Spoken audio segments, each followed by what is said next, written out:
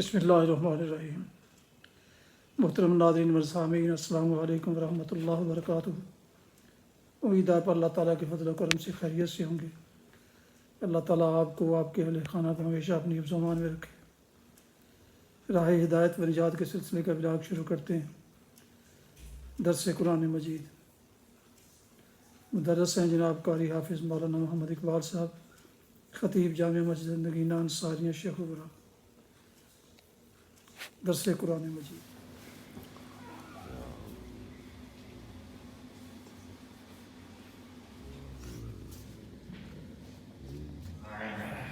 أما بعد فأعوذ بالله من الشيطان الرجيم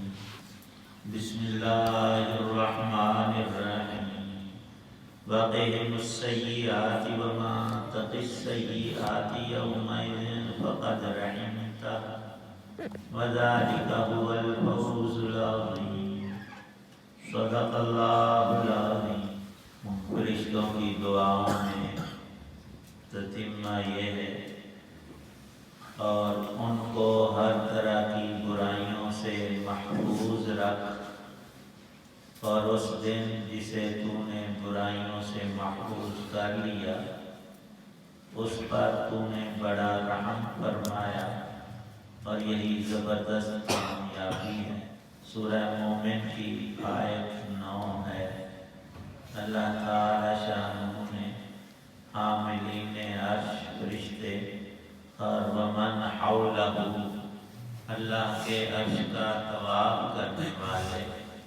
کیونکہ ان کا بہت ہی خاص مقام اور درجہ، اور اللہ نے ان کو مخلوقات میں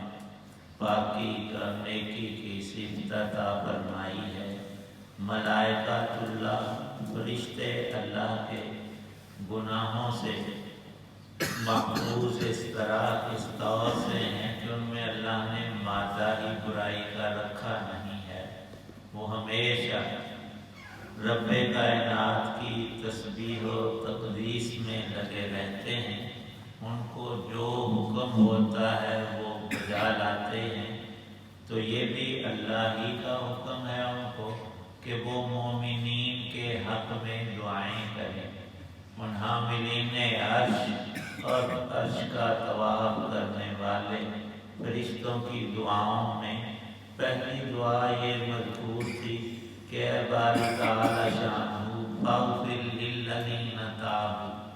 جو تو اس سے معافی مانگے مومن اس کے گناہوں کو آپ معاف فرما دے،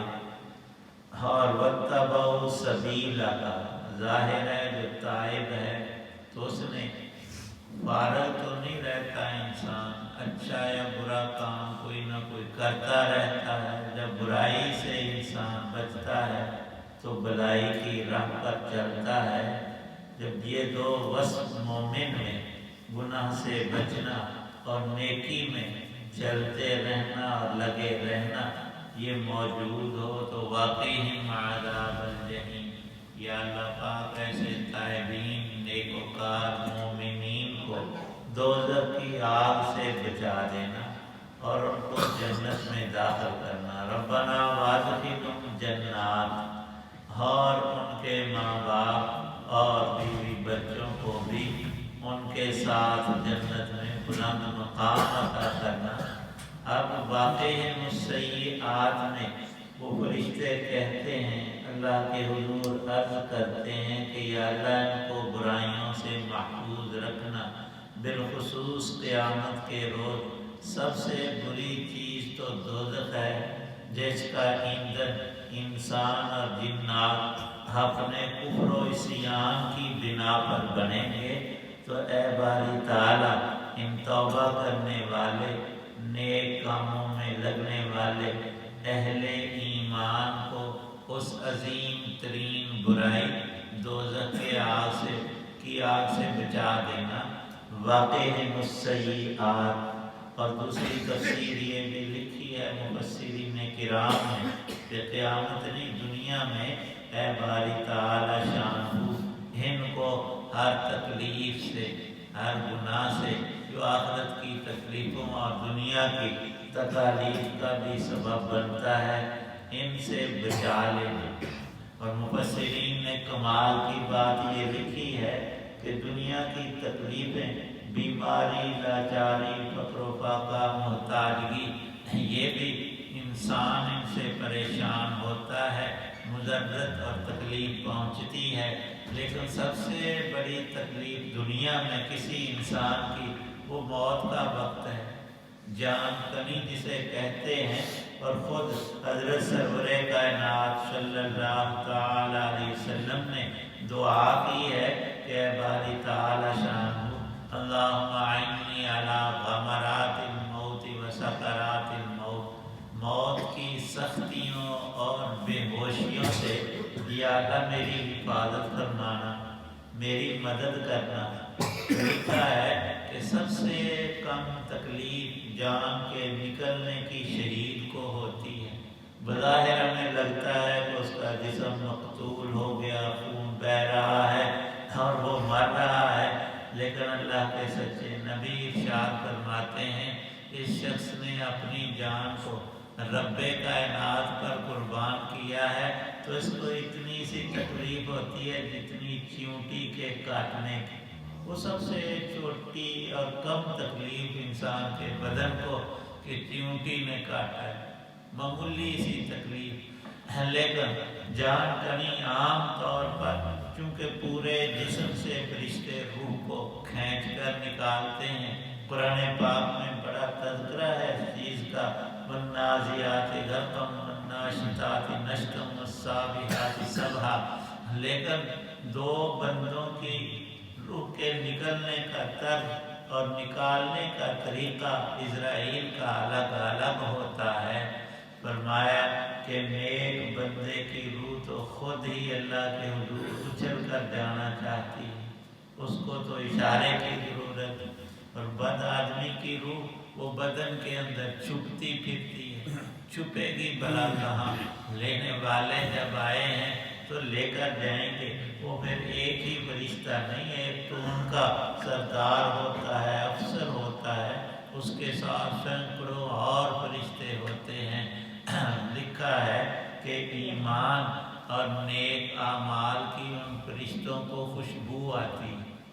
سب سے پہلے وہ زبان کو دیکھتے ہیں، اس پر اللہ کا ذکر، ہر اللہ کی عبادت کے کلمات اور قرآن کی تلاوت اور نیک اعمال کرتا رہا ہے کہ اور پھر ان کو سارے جسم کے سب اعمال کا پتہ چلتا ہے، تو جتنی نیکی کی کثرت ہے اتنی ہی اللہ کے حکم سے وہ آسانی اس جانے والے کے ساتھ کرتے ہیں۔ تو واقع ہے مسیئات میں یہ بھی ہے۔ مفسرین فرماتے ہیں وہ فرشتے حاملین عرش دعا کر رہے ہیں ہم سب ایمان والوں کے لیے، یا اللہ اس کو دنیا کی ساری تکلیفوں اور بالخصوص موت کی تکلیف میں بھی راحت آسانی بخشنا اور اس کی تکلیف کو دور کرنا۔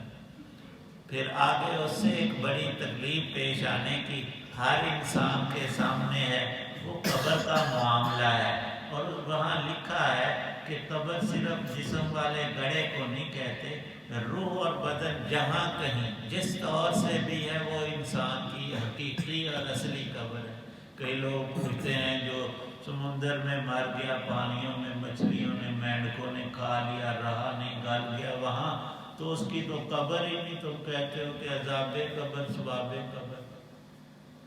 اللہ تعالی شانہ کو کبھی بھی ہم انسانوں پر، دنیا کی حکومتوں پر قیاس نہ کریں۔ اللہ کی قدرت ہر جگہ جاری اور ساری، وہ جس جگہ جیسے چاہے معاملہ کر، انسان کے بدن کو اگر جلا کر راکھ بنا کر ہواؤں میں اڑا دیا جائے، دریاؤں میں بہا دیا جائے، تو یہ صرف ایک بات نہیں۔ خود نبی پاک صلی اللہ علیہ وسلم نے ارشاد فرمایا، ایک بندہ تھا، اس نے اپنے بیٹوں کو کہا کہ میں جب مر جاؤں میں بڑا گناہگار ہوں، میری لاش کو جلا کر راکھ بنا کر تم نے کچھ ہوا میں اڑا دینی، جب آندھی چلے اور باقی دریاؤں میں بہا دینی کہ میرا ذرہ ریزہ بھی باقی نہ رہے۔ انہوں نے جب ایسا ہی کیا، اللہ تعالی شانہ نے اس کے بدن کو اپنے حکم سے اکٹھا کر کے اس حالت پہ لا کر اپنے سامنے کھڑا کیا، ہاں بھی تو نے یہ کارنامہ، وہ اس نے عرض کیا، نبی پاک صلی اللہ علیہ وسلم فرماتے ہیں حدیث پاک کا مضمون ہے، اس نے کہا یا اللہ تیرے خوف کی وجہ سے گناہ میرے زیادہ تھے، میں نے کہا مجھے عذاب ہونا ہے، شاید اس طریقے سے بچ جاؤں،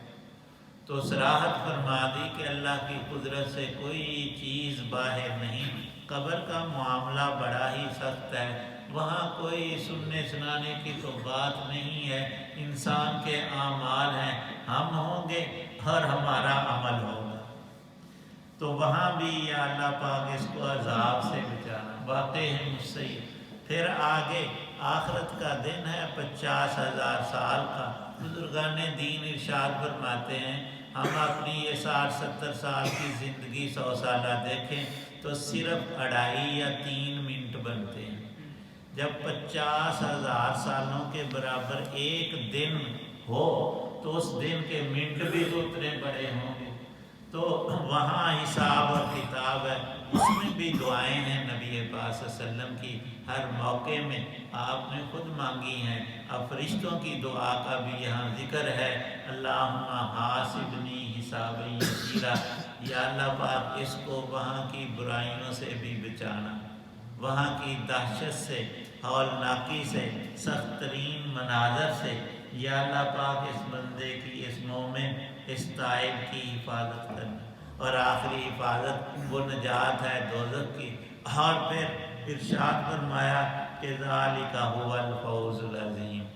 جس کے بارے میں یہ دعا فرشتوں کی قبول ہوئی، اور قبول کس کے لیے ہوتی ہے وہ بھی وضاحت فرما دی کہ اے بندے ہر گناہ سے توبہ کر لے، اس کو ترک کر دے، چھوڑ دے، اور اپنے اوقات کی حفاظت کر، ان کو نیکی میں خرچ کر لے، یہی حقیقی سرمایہ ہے، یہ سب سے بڑی کامیابی ہے، اور یہی وقایا سب سے بڑا بچاؤ ہے، اللہ پاک ہم سب کو نصیب۔ الحمدللہ رب العالمین والصلاة والسلام علی رسول النبی الکریم، اللہم صلی علی سیدنا محمد وآلہ بقدر اسمہ وجمالہ، اللہم اعنا علی غمرات الموت وسکرات الموت، رب ارحمہما کما ربیانی صغیرا، اللہم انا نسألک العفو والعافیة والمعافاة فی الدنیا والآخرہ، توفنا مسلما والحقنا بالصالحین، اللہم حاسبنا حسابا یسیرا، اللہم اجرنا من النار وادخلنا الجنة مع الابرار، یا عزیز یا غفار، ربنا تقبل منا انك انت السمیع العلیم وتب علينا انك انت التواب الرحیم، صلی اللہ تعالی علی خیر خلقہ محمد وعلى آلہ وصحابہ وأہل بیتہ اجمعین، آمین برحمتہ۔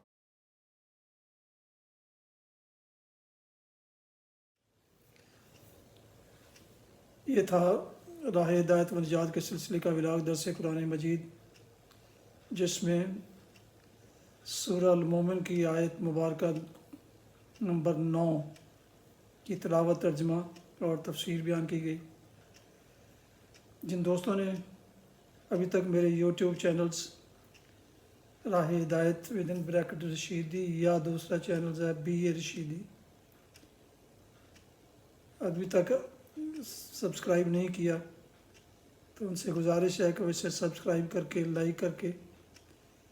بیل آئیکن کو ضرور پریس کریں تاکہ آئندہ آنے والے ایسے روحانی اور قرآنی ولاگز ہر صبح آپ کو باقاعدہ اور بر وقت ملتے رہیں۔ اللہ تعالیٰ آپ کا حامی و ناصر ہو، اللہ تعالیٰ آپ کو، آپ کے اہل خانہ کو ہمیشہ اپنی حفظ و امان میں رکھے، آمین۔ اپنا بہت خیال رکھیے گا، اپنی دعاؤں میں پاک وطن، والدین، اجزاء و اقارب، دوست و احباب کے علاوہ اس ناچیز کو بھی ان میں شامل فرمائیں تو انتہائی شکر گزار ہوں گا۔ السلام علیکم ورحمۃ اللہ وبرکاتہ۔ پاکستان زندہ باد۔ اللہ حافظ۔